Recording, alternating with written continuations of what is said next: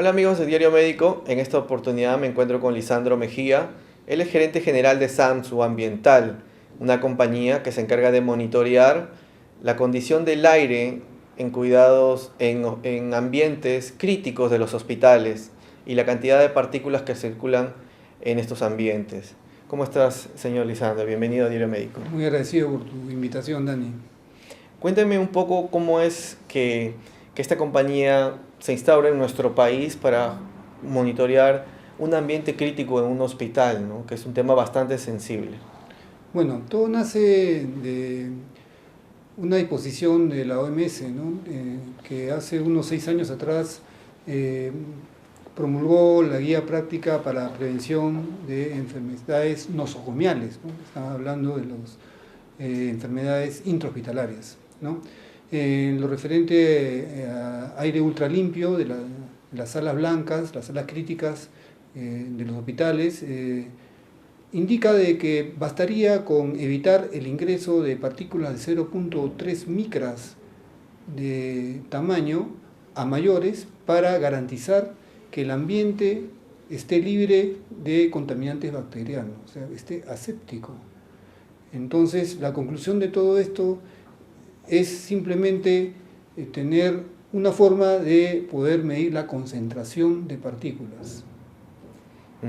Ahora, la concentración de partículas impacta muchísimo en lo que son las infecciones intrahospitalarias, ¿verdad? Las infecciones intrahospitalarias, no solamente en nuestro país, sino en países de alta vigilancia sanitaria, es un problema de salud pública muy importante, ¿no? ¿Cuánto se beneficiaría un centro médico, un hospital, en estas áreas críticas con una mejor concentración de partículas o la adecuada concentración de partículas, que es la que propone la OMS que debería de tener? Es correcto.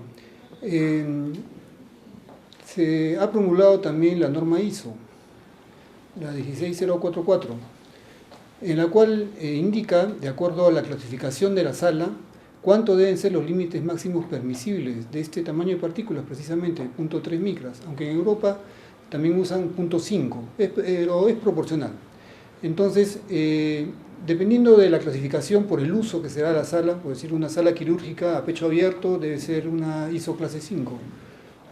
Por dar un ejemplo, esta clase de sala debe tener un límite máximo permisible de partículas de 10.200 partículas por metro cúbico. Entonces, con eso quiero indicar de que es necesario el poder determinar, de acuerdo al uso que le da el centro hospitalario a la sala, poder monitorear la cantidad de partículas de 0.3 micras, en el caso, como dice la OMS, para ver si esa sala está en buenas o malas condiciones.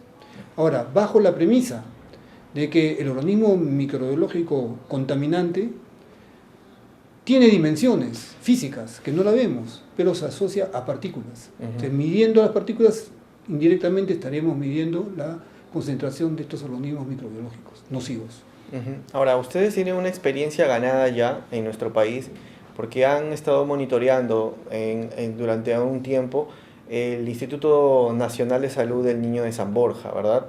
Cuéntenos un poco su experiencia dentro de ese instituto. Es correcto, ya hace unos 5 años atrás empezamos nuestro primer contacto con la unidad de TPH, que tiene las salas de recuperación de los niños trasplantados de médula. Entonces, cuando tomamos el primer contacto, el jefe de la unidad nos dio las facilidades para poder hacer un muestreo, ¿no?, del nivel de concentración de partículas que había en las habitaciones, y nos dimos cuenta que estaban excesivamente altos. ¿En un porcentaje cuánto era lo elevado que pudieron encontrar si la recomendación era 10.000 partículas por metro cúbico? Bueno, estamos hablando que estaban encima de los 6 millones. Wow. Entonces, esto sorprendió de alguna manera al personal médico, pero lo bonito de esta historia es que vi cómo el jefe de la unidad, el personal médico en general, de la mano con el jefe de mantenimiento, se comprometieron en cambiar ese statu quo que habíamos detectado nosotros. Estamos hablando de hace 5 años, ¿verdad? Sí, correcto. Hoy en día esto ha variado muchísimo con el monitoreo que ustedes han realizado y las mediciones y las acciones que ellos también han tomado. ¿Cuánto se ha mejorado en cuanto a estas partículas, la suspensión de partículas por metro cuadrado ahora? Bueno, eso ha sido progresivo, ¿no? En el tiempo. Ahora último podemos nosotros mencionar de que ya las salas en condición pasiva, sin personal en su interior, ya están alcanzando la ISO clase 5, que es todo un éxito. Digamos de que está al nivel de una sala quirúrgica. O sea, con el monitoreo se puede medir un poco cuántas son las partículas que queda suspendida en el aire. Pero ¿qué acciones se deben tomar para mejorar justamente la calidad de ese aire? Claro, son varias. Primero, de que al interior de esta sala limpia tiene que haber un filtro EPA, ¿no? Que justamente haga el trabajo de retener el ingreso a este ambiente limpio de esas partículas, ¿no? Estamos hablando, como decía al principio, de 0.3 micras, ¿no? A la vez, tiene que haber un sistema de ventilación con la suficiente fuerza para vencer la resistencia natural que le representa este filtro EPA de alto rendimiento. A la vez, generar un flujo laminar de tal manera de que al ingresar el aire transcurra sin generar turbulencias en su interior y pueda ser extraído en la parte inferior de las paredes. El flujo laminar tiene esa función. Es conveniente que el aire ingrese con la debida fuerza, sea homogéneo, que no cree estas turbulencias para evitar las adherencias en el paciente, en el personal médico, y pueda salir. Ese es un primer punto. A la vez, el sistema de ventilación tiene que ser independiente en cada habitación. Lo que encontramos nosotros, y fue solucionado prontamente en el Hospital del Niño, en la unidad de TPH, es que el sistema de ventilación y la extracción era común a varias salas, lo cual pues hacía que la última sala no tenga la misma fuerza el aire que la primera. De acuerdo a lo que dice la norma, tiene que eso independizarse. En la extracción pasa lo mismo. De ahí, las salas tenían que ser estancas, ¿no? De tal manera de poder crear el propio sistema de ventilación genere una sobrepresión, ¿no? Que facilite al momento de abrir la puerta que el aire salga al pasadizo y no ingrese. A lo que le llaman presión positiva, ¿verdad? Presión positiva, es correcto, ¿no? Y eso se logra pues no con puertas batientes que siempre dejan huelgo, sino con puertas corredizas con sus respectivas frisas. Eso también se trabajó bastante bien. De ahí también ha habido el cuidado de poner pisos que al momento que uno se desplaza, unos tapetes especiales que no levantan polvo, no levantan las partículas. Una serie de estos detalles que nosotros nos complace el haber ayudado con nuestros equipos a muestrear, monitorear la condición de las salas mediante la medición de la concentración de partículas, ¿no? Para que ellos mejoren su calidad. Ha sido progresivo y para que en un trabajo encomiable del personal del hospital se logró el objetivo y ahora lo único que faltaría es tener un sistema de monitoreo en línea que permita ya en estado operativo, cuando está todo el personal adentro, el tener monitoreado en línea la condición de la sala, ¿no? Ahora, ustedes desde su penetración en nuestro país han también asistido a otros hospitales en el monitoreo de modo, digamos, experimental. Ustedes como prueba han ofrecido sus servicios a otros centros públicos y privados. Creo que han estado alrededor de 6 centros médicos donde ustedes han hecho medición de la calidad de aire y la concentración de partículas. ¿Cuál ha sido la realidad que ustedes han encontrado en los centros públicos y privados en los que han estado? Bueno, ciertamente debido a que nuestra norma nacional no ha legislado sobre la condición de la calidad del aire que entra a estas salas limpias, es que ha habido, digamos, una desatención de este tema, ¿no? En general, ya sea en los hospitales públicos o en las clínicas privadas, hemos visto un común denominador que representa pues una altísima concentración de estas partículas en las diferentes salas. Incluso en sala de operaciones donde se lleva procedimientos quirúrgicos.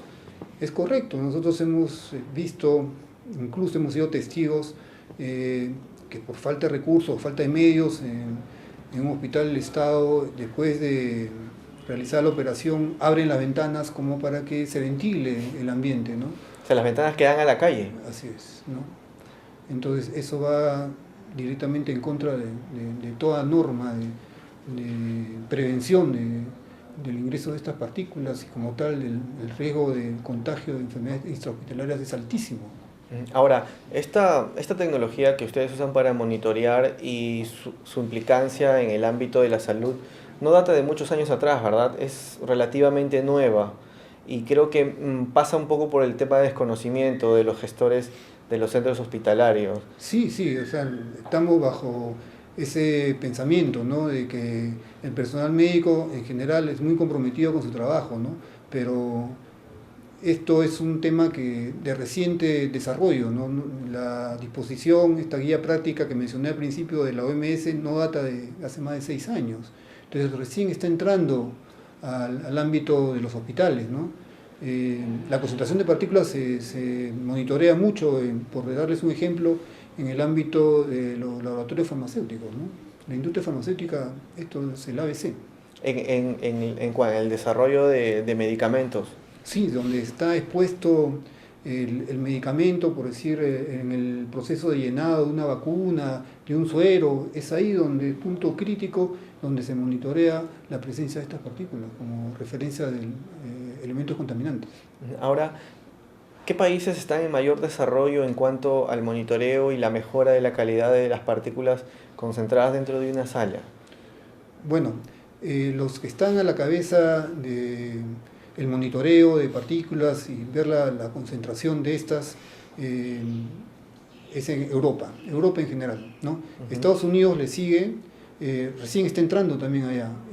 Esto es una materia de muy reciente desarrollo y que se está generando estadística todavía para ver la diferencia de los cambios que hay cuando se tiene una condición de sala dentro de los parámetros, ¿no? O sea, lo que nos faltaría, digamos, entonces en nuestro país sería que la normativa contemple, digamos, un parámetro o una barrera para que los centros puedan, digamos, ejecutar también dentro de sus reglamentos o de sus protocolos mejoras en las condiciones del aire. Sí, sabemos que la gran mayoría no va a cumplir con la exigencia, ¿no? Pero creo que una normatividad no puede ser vertical, tiene que dar un tiempo, porque la experiencia del Hospital del Niño nos lleva a que sin mayor inversión, digamos, se ha logrado el objetivo. O sea, ¿la inversión es mucha, es poca? ¿Cómo se podría catalogar? Yo diría que la inversión es la suficiente. No es gran gasto el poder cambiar de ventiladores, el sistema de extracción, el poder cambiar las puertas. Eso no es gran gasto. ¿Y esto podría impactar en lo que son las infecciones intrahospitalarias, en el número de infecciones intrahospitalarias dentro de un centro médico? De hecho, las estadísticas, por ser un tema muy sensible, como que no salen a la luz, ¿no? Pero yo estoy seguro de que esto ayudaría muchísimo a todos los casos de infecciones intrahospitalarias cuando uno sabe en su entorno cercano, como me ha pasado a mí, de personas de tercera edad que entran a operarse por una dolencia y terminan finalmente contagiados con un virus que finalmente, en la mayoría de los casos, lleva a la muerte, ¿no? Muy bien, señor Lisandro Mejía, muchas gracias por su tiempo. Muy agradecido nuevamente por la invitación, Dani.